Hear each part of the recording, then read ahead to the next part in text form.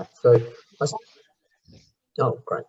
So, I just want to start by acknowledging the country that I'm meeting on today, which is the Wurundjeri, and you're all maybe on different lands, and just acknowledge that our elders, both past, present, future, and pay my respects to them as well.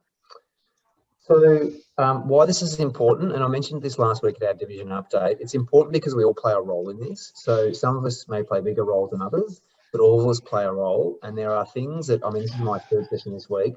I've even reflected and got things out of both sessions, even from today to Monday. So the important thing to understand is that it is everyone's business to play a role in this, and that you do have a role to play in this and support each other through that as well.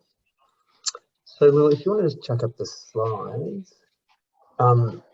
This is not new to Casey, so Lula will take you through in more depth what we've done here.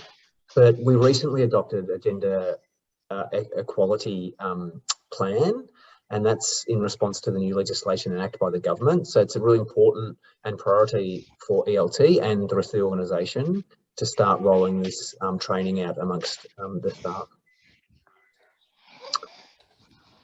I can't see the...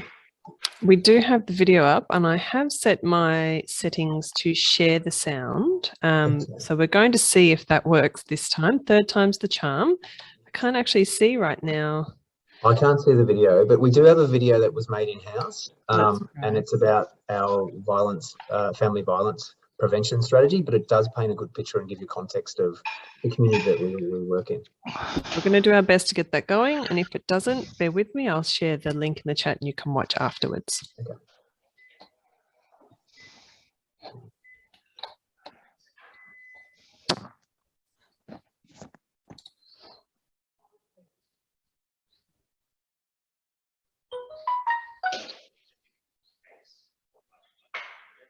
Can you hear it? No, I can't see it either. You can't see it either. Okay. No, I can only see you. It's not sharing the screen. Share screen. Sorry, I thought we were sharing the screen that time. Share. There we go.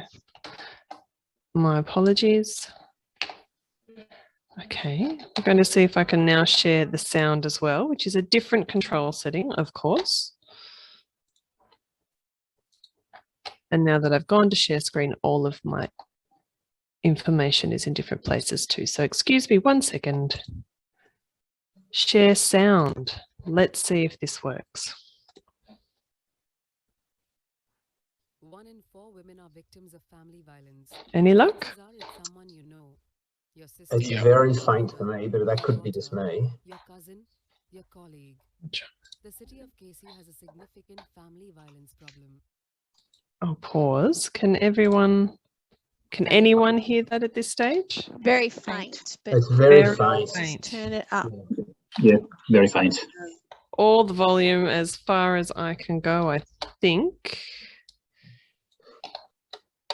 So Lula, we might, because we had this same issue on Monday where the sound was very faint. You could hardly hear it. So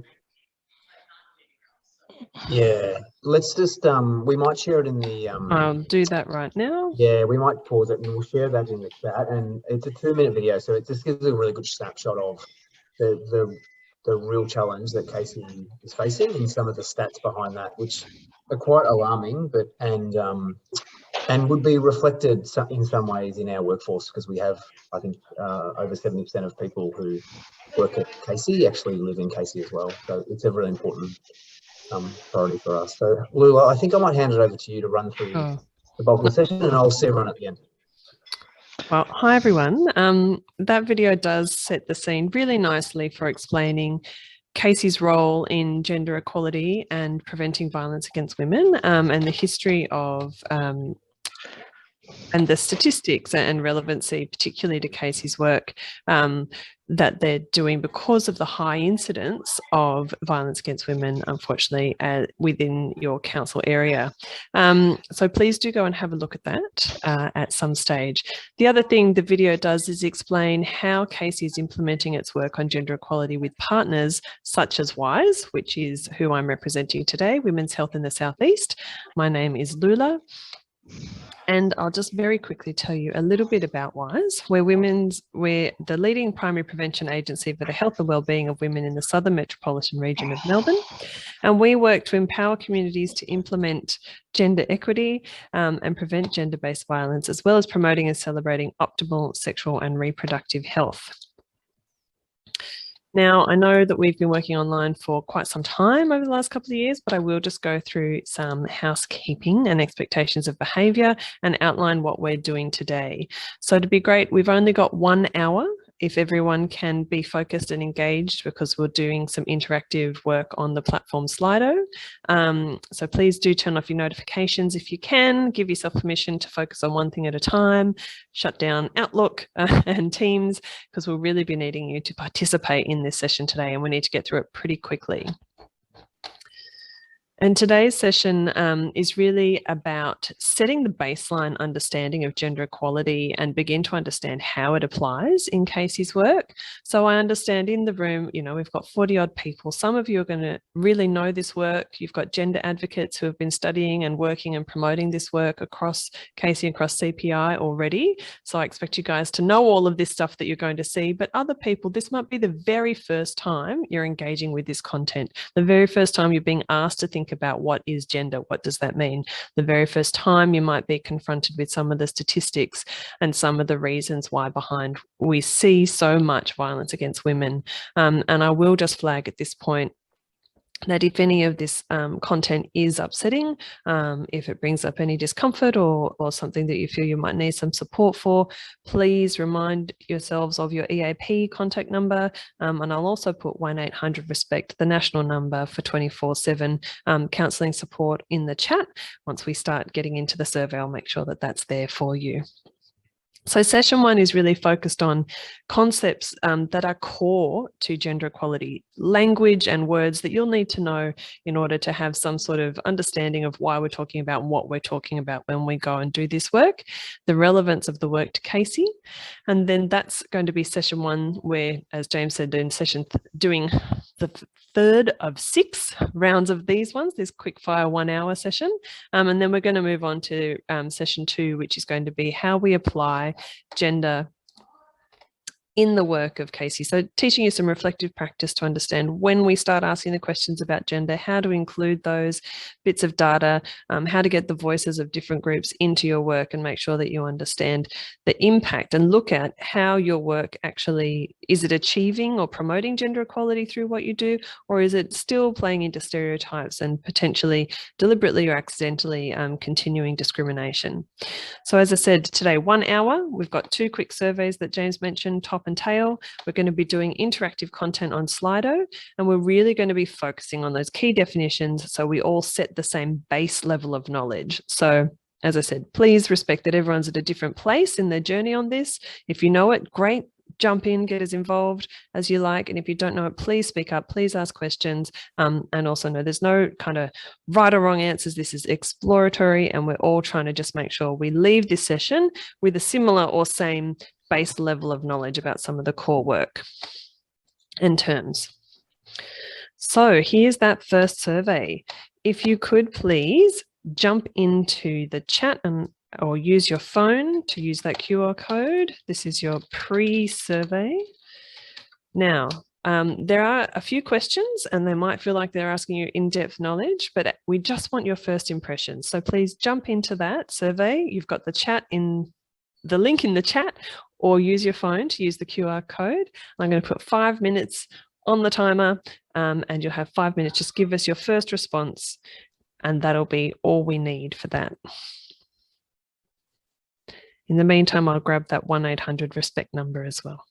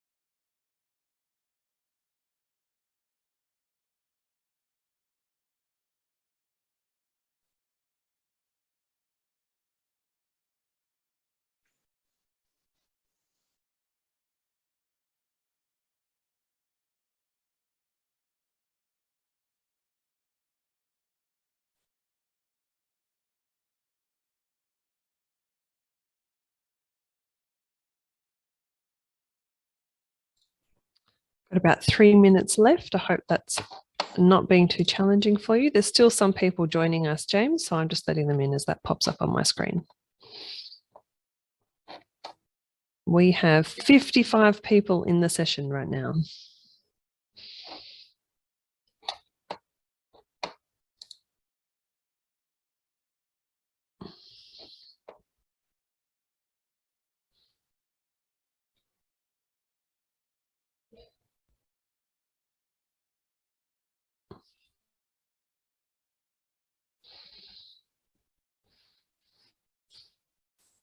For those people who have just joined us, we're asking you to do the pre-session survey, where you can either join through the QR code with your phone and do that on your phone. You can enter the link as it's typed up there, or I've just re-popped it into the chat for you.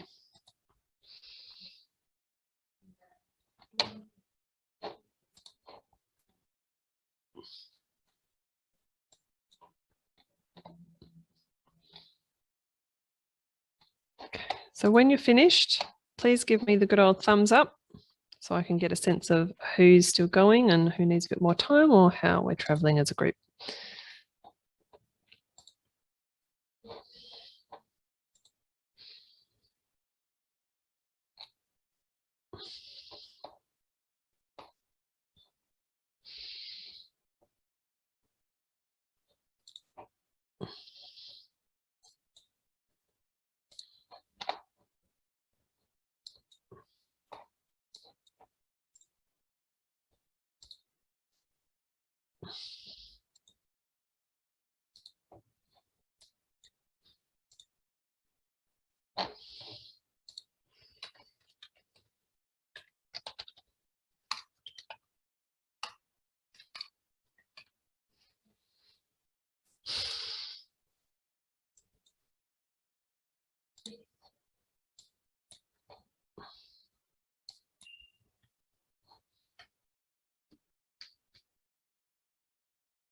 Okay, just 1 minute left. Yogi, you're all done. Lovely to see you.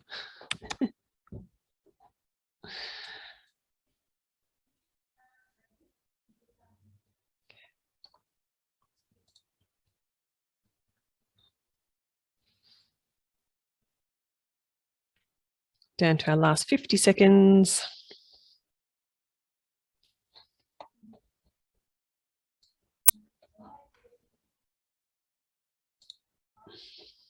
Can see you all concentrating. Good work. Thank you.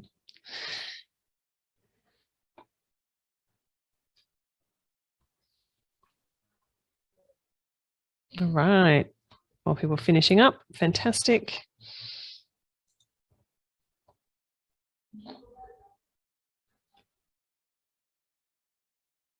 Okay. While those last people finish up, I'm just going to start speaking back to the slides. And I just wanted to, highlight that Casey's journey, as James mentioned at the top, this is not new work for Casey. Casey's actually been focused on, there we go, it's the end. Casey's been focused on the work of creating a more gender equal community for quite some time, and certainly addressing the issues of violence against women and family violence. Even, the history in Victoria, you can see a big spike in recognition of this issue following the murder of Luke Batty by his father and the Royal Commission into Family Violence. But this is work that's been going on in the community for a lot longer than even that public awareness has been promoted. And you can see for Casey, even you have projects in promoting peace in families from 2007. You've had gender equality plans before they were mandated by the law. You've got men's action teams. You've got your new gender equality action plan, which will come under the GE Commissioner. And you've even got awards for some of the work that you've been doing already in the field. So your gender equality task force and the work you've been doing with oh, my brain just stopped and I had it nailed last time, but Yogi, what's the name of your beautiful, wonderful program, your audit? Safe in Her City Gender Audit Tool. Exactly, which is an award-winning tool. So this work is not new to Casey. It's long-term, and we're here today just to get everyone up to speed on what we think this work means for Casey now and going into the future. So it's time to get into Slido. I have just popped the link into the chat for you. So if you could please use that, I can start to see who's accessing it. And we're going to ask the first question. We're going to look at some options of different settings at the national, international, and local and state level and find out which one of these are relevant to the work that Casey does. Are people jumping in? Have they managed to access that? You can also use the QR code that should be on your screen now as well. So either through the link in the chat or through the QR code. There we go. One person is in.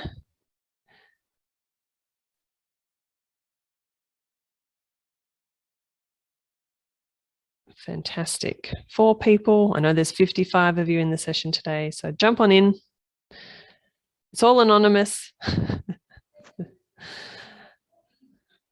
So what we're asking is which one of these are relevant to the work that Casey does? The Gender Equality Act in Victoria, the United Nations Sustainable Development Goals, the National Plan to End Violence Against Women and Children, Safe and Equal, which is the peak body in Victoria for sexual, domestic and family violence services, Our Watch, and the Change the Story, which is the primary prevention framework for Australia, Safe and Equal, the Victoria Strategy for Gender Safe and Equal. Oh, that's gone down. I'm rereading as they move. Safe and Strong, which is the Gender Equality Strategy for Victoria. So as you can see, this work also is multi-leveled as far as the frameworks that apply. You are local government. So as you know, local government, state government, federal government. And then how does that work creating to the national and international spaces as well? So most people are in and answering that question. And we're getting a good spread across there of what we think is relevant to the work. That's fantastic. But just to clarify, and I'm sorry I have to go back into present mode. All of it. Casey, as a local government and council, has obligations at all those levels. So it's really important to see how your work links through and how every single small step and decision that you make in applying and understanding how the ideas of gender discrimination and gender equality apply in your day-to-day are the building blocks to promoting a more gender equal society, both at the local level, state level, national and international level. And when it comes to why do we relate and talk these things through about gender equality at that highest level of the UN sustainability goals being about human rights and a necessary foundation for a peaceful and prosperous world and sustainable world. And then we also need to understand that underneath that, unless we end violence against women and girls, we won't be able to achieve those sustainable development goals. And that's 14 out of the 17 sustainable development goals really hinge on whether we can eliminate those forms of gendered violence. So you can see there's different things that you're all obligated to at many levels, which might feel a little bit overwhelming, but what we're here to talk about is the small changes that you can make in your everyday work that start to build and have a cumulative effect on making that change. So back into the Slido, we're going to go, and we're going to ask the question now, when discussing gender and equality, what does sex refer to? When we talk about the term core concept of sex, are we talking about the biological characteristics used to define humans as male or female, or how someone presents as a man or woman, or non-binary? Oh, I'm going to try and get to this. There we go. I'm just going to separate these two so I don't have to keep doing the present. I do apologize. Let's bring that one back up. There we go. Again, a lot of you have joined me. That's fantastic. Because it's about a 50-50 split. Great. People thinking it's the biological physical characteristics or how someone presents as a man or a woman or non-binary. Why do we even use that term non-binary? We're going to explore that a little bit as well. So if some of these language is unfamiliar or you don't know what it means, don't worry. Hopefully by the time we finish today, you will have an understanding of that. So let's go back to our slides. And taking from our current definitions and understanding, sex refers to the physical or physiological differences between males and females, including both primary sex characteristics, which is the reproductive system, and secondary characteristics such as our height, body, hair, and muscularity. Some people are not exclusively male or female, and that's referred to intersex. So when we talk about sex in the case of gender equality in this work, we're talking about your sex as observed at birth. It talks about, as you said, mostly your physical characteristics. And it's really important that we do understand the definitions and differences between these terms as we go through. So the next one is going to be, what does gender mean? Again, if you'd care to join Slido, the link, please do join Slido. The link is in your chat box. That would be great. And I can bring it up now to see who is participating. So what does gender mean? Is it the socially learnt roles, behaviours, activities and attributes that any given society considers appropriate for men and women? Is it just being a man or a woman?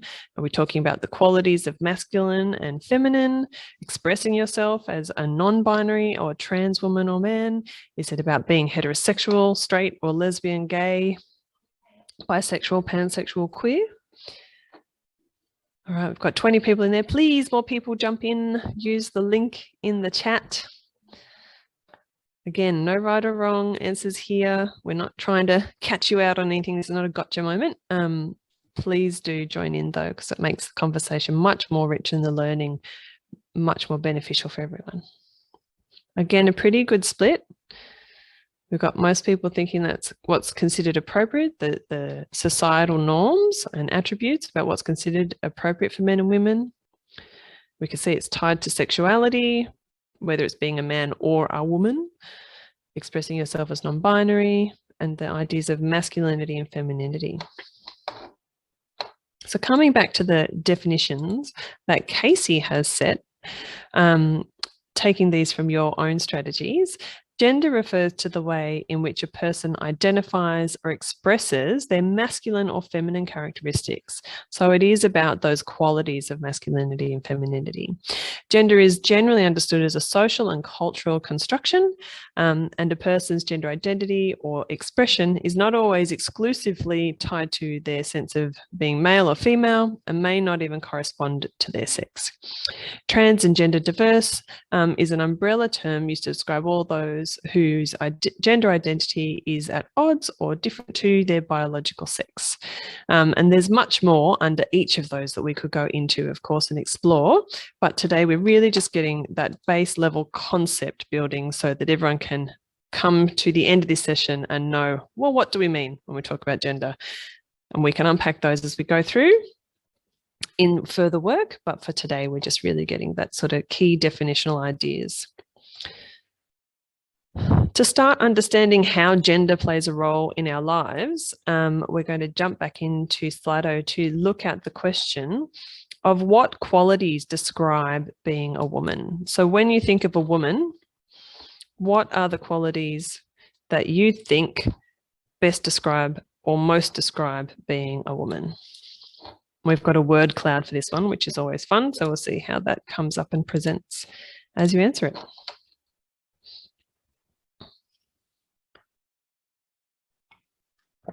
Female, so that link between our physical bodies and how we appear to the world.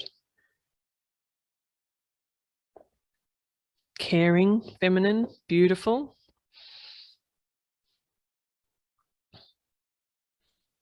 I was thrilled in the last session that the first word that came up was awesome, which was great. I've never seen that before, so that's wonderful. Independent, relating to femininity, human, predominantly female, complicated, beautiful, nurturing, mother, strong, maternal, superhuman, totally, strong-willed, strong, adult, interesting.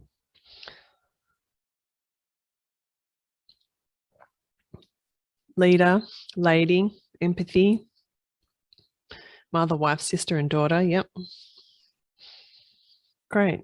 So we can see even from what you're putting on the board there, we have some commonalities, you know, the nurturing feminine, female, like they are all coming through really strong. Lots of people are using that language, which means we have some socialized or commonly understood ideas about what it is to be a woman. We also have the language around how we relate to what we look like, that we're beautiful. We also have some qualities related to personality, so superpower, strong, and also elements relating to how our emotions, so we're empathetic, we're caring, nurturing, gentle.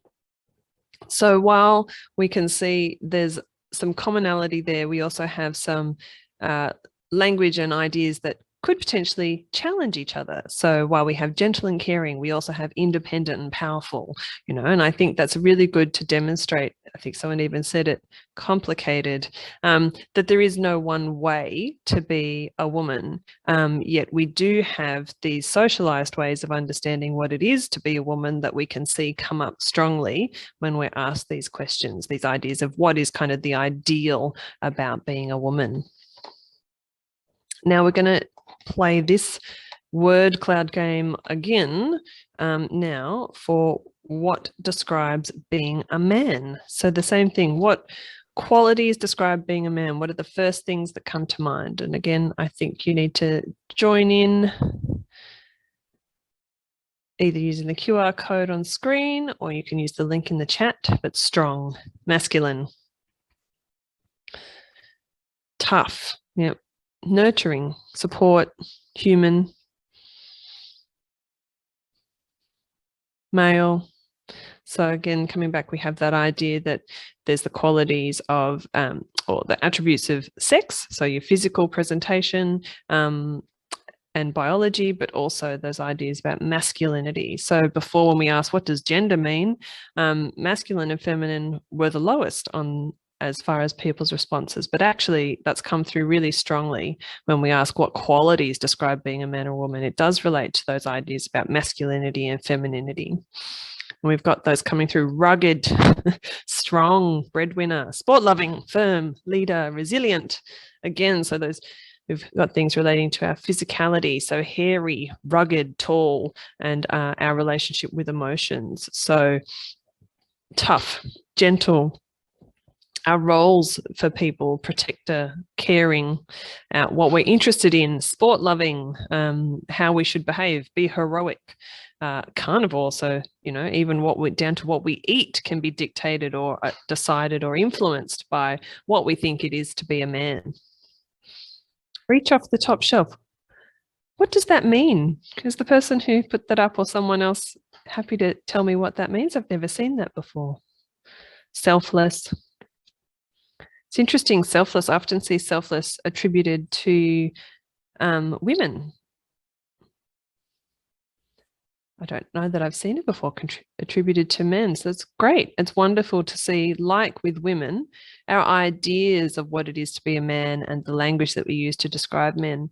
Again, we have a whole range and sometimes of differing ideas about what it is to be a man or a woman. And I think through both the exercise of qualities of being a woman and qualities of being a man, we're seeing the evolution of what people understand that to be. Still, we have the very core ideas about strong, father, masculine, leader, protective. Like women, we had feminine, beautiful, mother, caring, nurturing. So there's still some very deeply held ideas of what the core qualities are. But as we see it build out, we see that there's a real diversity in what it is for each person as they think it is to be a man or a woman.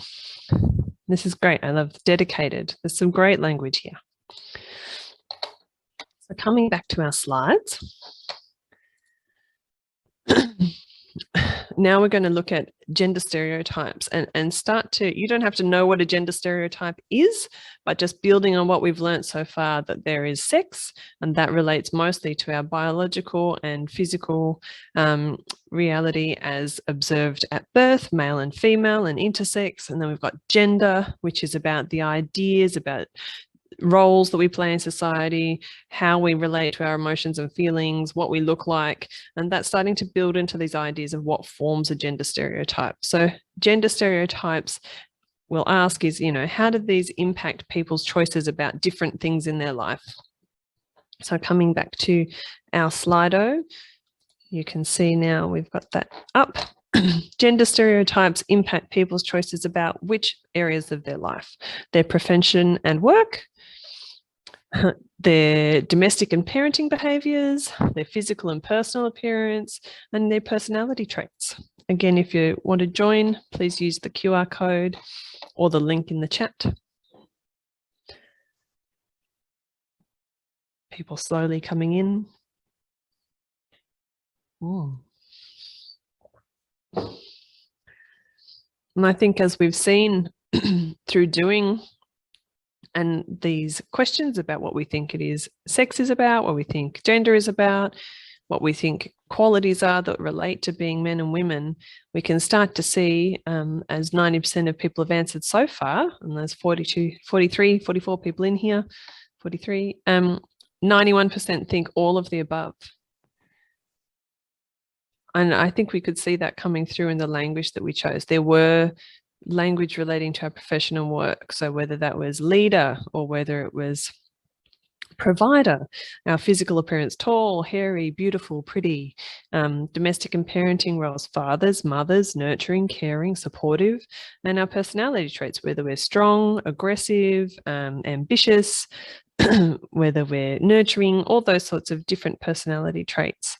So it really does, when we think about the gender stereotypes and what we've been taught and what we've learnt as we've grown up in our respective families and cultures and workplaces, is that these ideas about what it is to be a man or a woman do impact our choices across these areas of our life.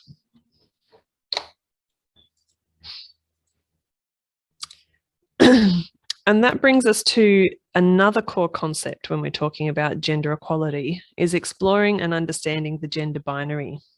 And as we've come through and done these exercises with you, you've already demonstrated that you have an understanding of what masculine and feminine qualities are and how these relate to being male or female. And it's that division into those two things, male, female, masculine, feminine, that we are talking about when we talk about the gender binary. And within the gender binary, there are some assumptions and some projections onto people about what we think they should and shouldn't be. So first of all, it's important to understand that within a binary construct, masculine and feminine are considered opposites. Right? So you have sort of a spectrum. At one end is really hyper masculine, at the other end is really, really feminine. And you have these ideas relating to strength and toughness and lack of emotion at one end, and, hysteria and being submissive and gentle on the other end. And almost for some people to establish themselves in their gendered identity and their relationship with themselves and the world around them, to feel more masculine, they will often reject things considered feminine as appearing to be weak. And if they want to be feminine, then they go out of their way to not be seen as masculine. So they don't speak up, they may not share opinions, they diminish themselves in public spaces. They only do, things in the home and really play into those stereotypes that we have associated with what it is to be a man or a woman. There are defined behaviours, some of which I've just covered, but, protector, leader, mother, carer, and those deviations from those stereotypes projected onto those ways of being are really policed by our families, by our friendship groups, our peers. They're replicated in movies, in TVs, in media that we can consume. And, unfortunately, they're often, when you deviate, you find out pretty quickly that that's not accepted. And it's hard to be yourself sometimes if you don't ascribe or don't align to some of those really polarizing forms of masculine and feminine qualities. There's expectations around standards of appearance. I know that, beauty standards for women has always been a massive thing, and appealing to, within this, a heterosexual standard of the male gaze. But also more and more, we're seeing that same pressure being put on men and boys to be fit, to be tough, to have a six-pack, to, be that kind of standard hyper-masculine look. And within that, again, in the binary, we have this assumption about sexuality being heterosexual. So if we're saying that there is a sex and gender binary, that there is only male and female, and that as a species, our reproductive means are what drive us, and therefore you must be heterosexual, that's what natural, then you can start to see that that creates discrimination against our lesbian, gay, bisexual communities and our trans communities as far as that deviation from the norm and that assumed heterosexuality. So there's a lot in the gender binary, but that's the sort of very brief overview of how that impacts us and what we're talking about. Again, that core concept work that we're trying to get through. So we're just going to switch it up a little bit now. We've discussed kind of the basics of sex and gender stereotypes. And now we want to raise it up a bit to think about, well, how does that work? What are we talking about when we now want to talk about gender equality? Why is there a difference in our status and inequality between the masculine and feminine, between male and female, between men and women? And how is that affecting us? So if you want to jump back into Slido, this is an open text, put in whatever you think. Please let us know what you think about. Oh, let me get the right one to activate. What is the difference between gender equality and gender equity? Again, the link is either on screen or in your chat.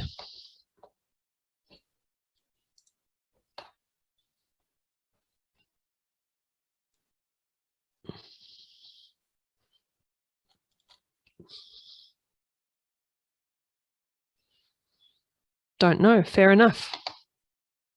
They're pretty, complex ideas. And if you've never come across them or dealt with them before, it's not surprising if you don't know. And it's totally fine. That's why we're here, and we're going to step it through next.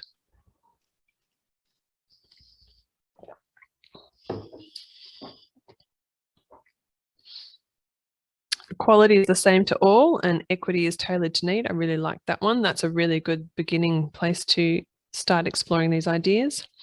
Equality is about same opportunities and equity is about equal distribution. Excellent. Very short summary. Very good. It's about being treated equally regardless of gender, given the same opportunities. Equality is to be equal. Equity is to be treated fairly. Absolutely. There we go. And equity, I like that. Equity is about putting steps in place to create equality. So you can see gender equality as a sort of end result where people are treated and valued as equal and have equal access and distribution and benefits of everything that society offers, which we don't currently have, unfortunately. But also equity is about rectifying some of those inequalities or this concept of fairness. I think that's really good to come back to. So drawing again on Casey's definitions, gender equality is defined as the equal rights, responsibilities and opportunities of women, men, trans and gender diverse people. And equality does not mean that women, men, trans and gender diverse people will become the same, but that their rights, responsibilities and opportunities will not depend on their gender. Gender equity entails the provision of fairness and justice in the distribution of benefits and responsibilities on the basis of gender. The concept recognises that people may have different needs and power related to their gender, and that these differences should be identified and addressed in a manner that rectifies gender-related imbalances. So that's the way that Casey has defined them, and I think they're a really good way to understand it. These are quite technical terms. If you've never come across them before, there's a lot involved, so please don't worry if you're just like, that's still not making a lot of sense to me. But hopefully you can understand that gender equality is really about having that legal and societal value as equal but not the same. And gender equity is about rectifying and addressing some of those barriers that still allow and perpetuate gender inequality to exist. And there's just some, Rebecca's added something here into the chat about gender binary. Interesting to learn about how many cultures do not have a gender binary on down the line of man or woman, rather have many different genders. So yeah, have a look at that. And as we touched on very briefly, gender identity, the binary, these elements can be culturally specific and they can be time specific. So even within a Western construct, the ideas of what makes a woman, what makes a man have changed, but certainly it isn't the case that in every culture, in every society, there's this strict delineation between man, woman, and that there are only two genders. Certainly that's really worth exploring, and thank you for sharing. Another way to understand equality and equity, this nice little visual, people might know the one of the kids standing on the box at the sporting event, but this one is equality means evenly distributed tools and assistance that ideal kind of opportunities, and equity is custom tools that identify and address inequality. So it might be that some people, to get the same amount of apples, need a little bit of help. They need something else. We're not all starting from the same place, the same social location. We don't all have the same access to everything. So we need to address some of those barriers so that we actually start to create more equitable outcomes, more evenly shared distribution of outcomes. So we're going to switch gears now a little bit and start to talk about violence against women, but I'm just going to take a very quick drink because my throat is a bit parched from talking so much.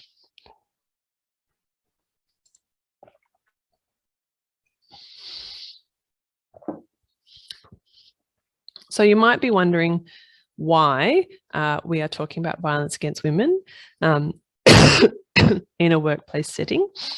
Well, the reality is that the prevalence of domestic and family violence and violence against women is so grand that it impacts a lot of women who are already in the workplace. Excuse me. So 62% of women who have experienced or are currently experiencing domestic and family violence are in the paid workforce. And in comparison to women with no experience of family and domestic violence, women experiencing or who have experienced family and domestic violence have a more disrupted work history, are on lower personal incomes, have had to change jobs frequently, and are more likely to be employed on a casual or part-time basis. So you can see, from a workplace perspective, it is really the people you employ who are being impacted, the people you employ who are perpetrating violence, and the people, and for women particularly, the prevalence and impact of violence that they experience impacts their ability to participate fulsomely in the workplace. And it means that in the end, we don't get that equal distribution and benefit from employment because we're not working as regularly, we have to change jobs, and we may not have as high incomes for those and other reasons. And what do we know about the prevalence of violence against women? Well, we know it's far, far too common. In the workplace, 1 in 2 women have experienced sexual harassment in their lifetime. 1 in 3 women have experienced physical violence by a partner or a known person or a stranger since they were 15. 1 in 4 women have experienced emotional abuse by a current or former partner. And 1 in 5 women have experienced sexual violence since the age of 15. We know that there are gendered patterns across the perpetration and experience of violence, and that is definitely not saying that men do not experience these forms of violence, but just that when we look at it, there are more men perpetrating these types of violence against women. So 1 in 4 women have experienced violence by an intimate partner compared to 1 in 13 men. Women were sexually assaulted at a rate 7 times higher than men in 2018. Women are more likely than men to report fearing for their lives at the hands of a partner. And unfortunately, that statistic that's not on here but is repeated so frequently is that 1 woman every 9 days is murdered by a current or former partner, male partner in Australia. So to start to understand and unpack some of this, we want to ask the question, what do you think causes and motivates violence against women in Australia? And I'll do that one with the Slido again.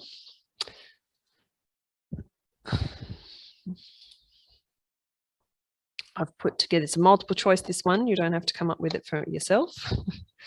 But we just want to start to explore some of the ideas. So what drives or causes or motivates violence against women?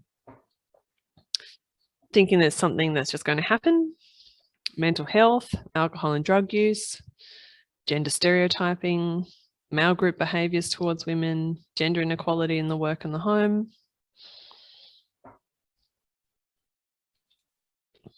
whole range of different issues and factors that might be doing it. Childhood trauma, racism, other forms of discrimination.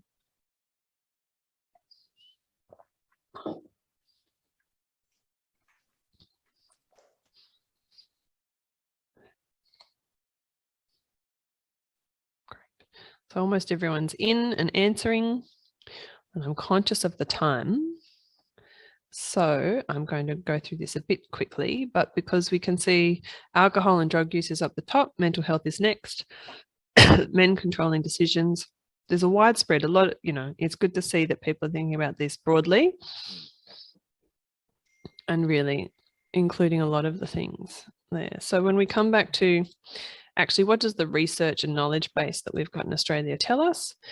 Well, we know from a huge study that was completed and published in 2015 that forms the basis of our National Prevention Framework, Change the Story, what we call the gendered drivers, so that's the motivators and the causes of violence against women, come down to 4 key things.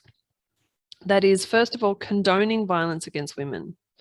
That it's okay, it's not such a bad thing. It just happens. She'll get over it. It's fine. Driver 2, men's control of decision-making and limits to women's independence in public and private life. So that's seeing men as the breadwinner and the final decision-maker in the household. That's men in leadership positions in our parliaments as CEOs, etc. Driver 3 is the rigid stereotyping and dominant forms of masculinity. Again, that's this idea that men are in control, men are the ultimate arbitrators, men will decide what happens for the family, particularly over their, the appearance and the behavior of women in their lives. And also dominant forms of masculinity among peers. So the idea that you'll, show me respect and you'll conform and do as I say. Driver 4 is male peer relations and cultures of masculinity that emphasize aggression, dominance, and control. And unfortunately, we see quite high rates of domestic and family violence and violence against women perpetrated by people who work in those sorts of workplaces. So one's related to heroic type male identities, so police, first responders.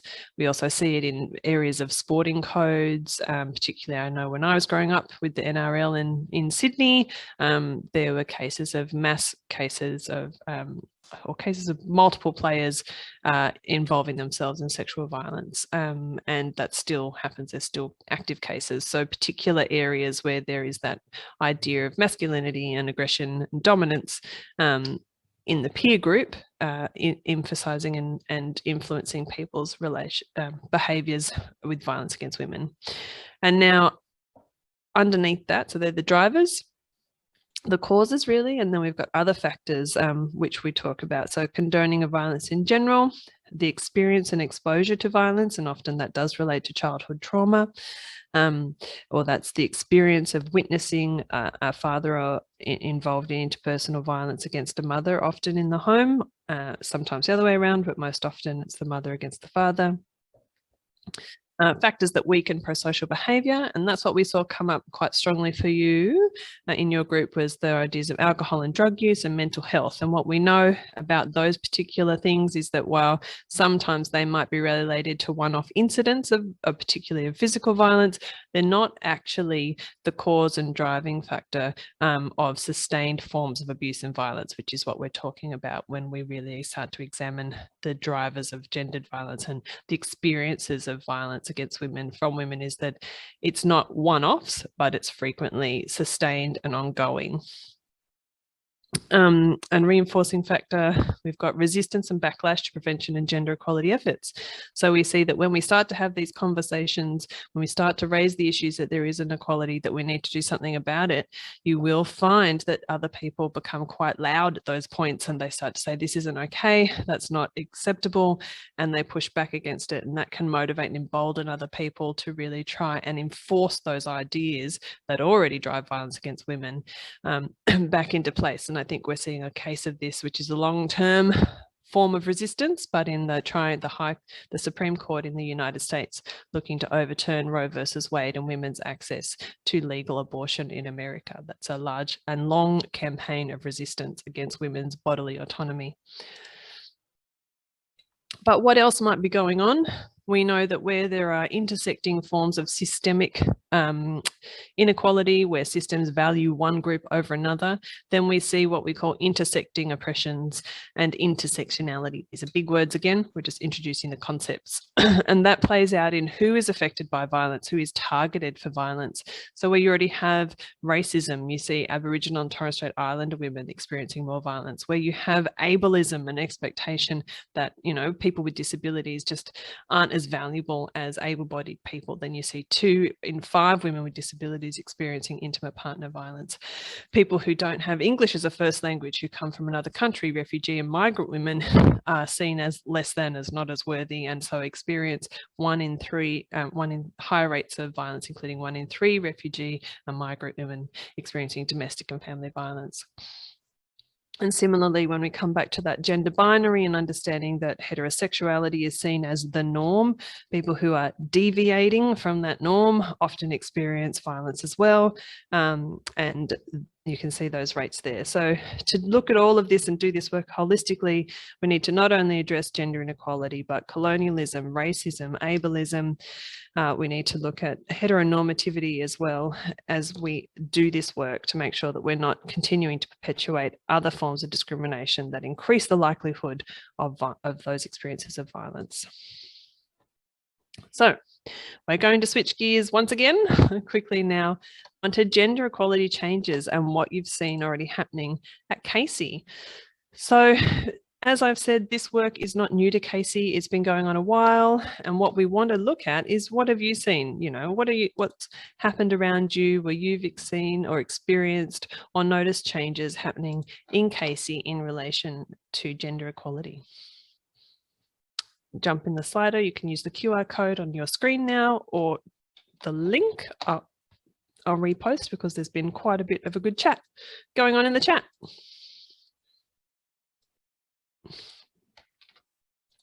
So there we go. Slido link is the most recent thing in the chat now. So doing this training, this might be the first that you've come across it. If so, that's great. I hope this is useful. More awareness, it's being promoted more. Got more people joining in. Divisional reps, yeah, you've got CP&I gender equality advocates. Lots more conversations, stats about the community. Fantastic.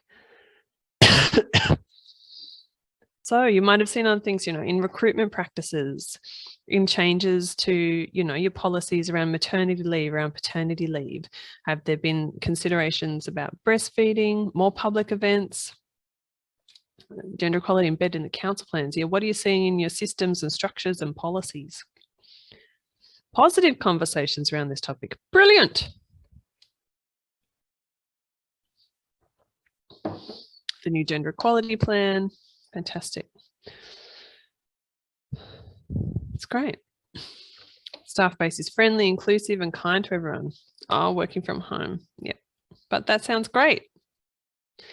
The gender diversity people employed at all levels of the organisation. Advocacy by James and the advocates. I have to say, you guys are doing a great job. All of you. Well done.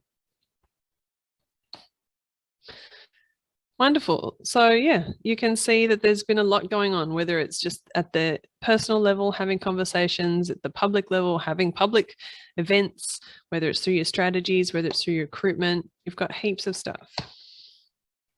Upper levels are very serious about making change. Brilliant. You do need leadership. You do need an authorizing environment to do this work. Ensuring a diversity of voices and opinions. That's great. Thank you, Casey, already leading on this. So when we start to look at gender in Casey's work, and this is where we start to use language like applying a gender lens. And all that means is that when we look at a piece of work, how are we considering who is the target, who's being asked about this, how is it going to benefit men and women and non-binary and LGBTQI people in a more equal way? Is this piece of work somehow amplifying or perpetuating discrimination, or is it being inclusive, and is it making sure that people have equal access and, importantly, more equal benefits from the services that Casey provides? So what changes would you like to see at Casey, and what else can be done? This is our last question on Slido for the day, so please jump on in.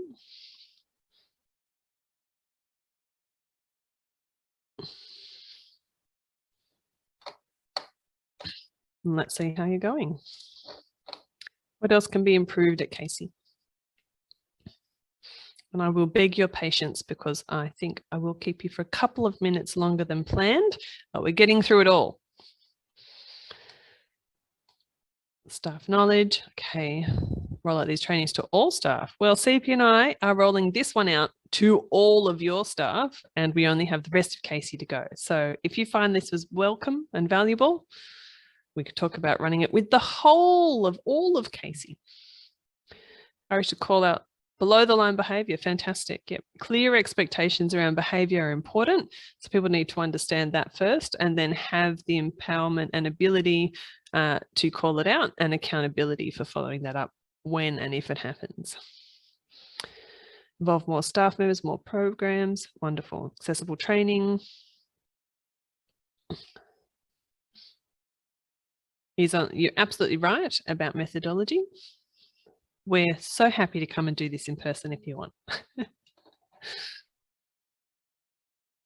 Brilliant. This is a good start. Well, that's lovely. Thank you. So lots. Pronoun awareness. Yep, absolutely. We're on the right track. I think Casey most definitely is.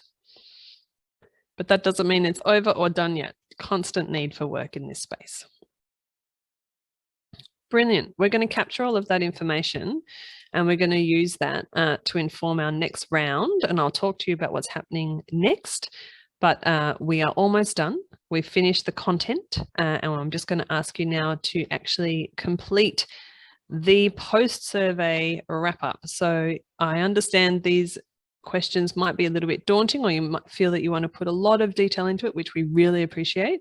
But please do just try and finish it off in the couple of minutes that we've got. I've put a timer on, and as you're doing that, I'll talk you through the next steps and James can jump in if he wants to as well.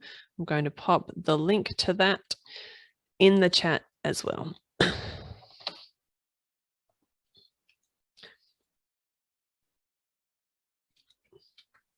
All right. So there's your post survey link. If you want to use that there, that might be the easiest, or please use the QR code. Tell me if that QR code's not going to the right place. If it doesn't say post survey, let me know. We've had a little bit of QR code mishmashing. All right, so I'm putting the timer on, and while you're busily thinking and typing, James, did you want to speak to the next bit, or would you like me just to continue? I'm happy to, and before I do, Laura, I just want to thank you for that session. It flew past, suddenly an hour's gone, so thank you for that. And we covered a lot of ground, which is fantastic. I'm just going to post in the chat a copy of all our gender advocates. So a number of that covers the whole division and every department. So please reach out to these people if you've got any further questions. They've been through probably more intensive training sessions over the last few months. And they should be able to help you or steer you in the right direction. You can see on there, we're now going to use some of the information that you're providing now and through this session to develop the next round of sessions, and they will be more focused on what we do. So whether that's about design, planning in the field or leadership, but we're going to refine and use case studies, real life case studies that we can apply it, and we'll have an expectation that everyone attends at least one of these sessions just to expand and grow their knowledge in this space. And then it's really for us to work on how we start integrating this into our everyday work and business, but also how we integrate and connect with the community as well. So I just want to thank everyone and stay tuned, because we'll have more information the next coming weeks about what next, and we'll share some of the feedback also in relation to the survey results and stuff like that. Wonderful. Thanks so much, James. Yeah, we look forward to having hopefully some really practical examples to use so that when you come along to those gender and how we do business, to sort of learn the practice of understanding when and how to think about gender in your work, then we'll do those case studies, and that should make it really clear of where there are opportunities to do this work, where it's already being done really well, and look at those places. So you might think, oh, this doesn't really apply to me in my job, but trust me, it does, and it will. And these will be the really practical ways of applying that and understanding, I see these are things I maybe haven't thought of before, but we can make this change or do this thing or think about this in our planning process, and that'll make it easy for you, hopefully, to understand how this is really relevant to what you do every day, because that's the guts of it. That's what we want to do. So thank you so much. This has been a pleasure. I'm happy to just have this open until people finish off their surveys. Again, just give me that thumbs up. I'll just leave the session open until then. I might stop recording, but I'll leave the session open. And you can just finish that off in the next few minutes, and appreciate any feedback that you provide about this session. You shoot that through to James or Teresa and we'll get it back, and we'll try and adapt as we go to make this more accessible and most user-friendly for you as well. So thank you for your time today. Thank you for your patience. Thank you for your participation. It's been really good. There'll be one more tomorrow, Thursday, 8 o'clock. There's another one on Friday, and there's one more next Monday. So tell your friends.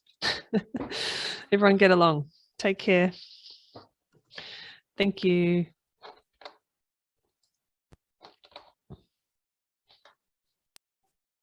See you, everyone.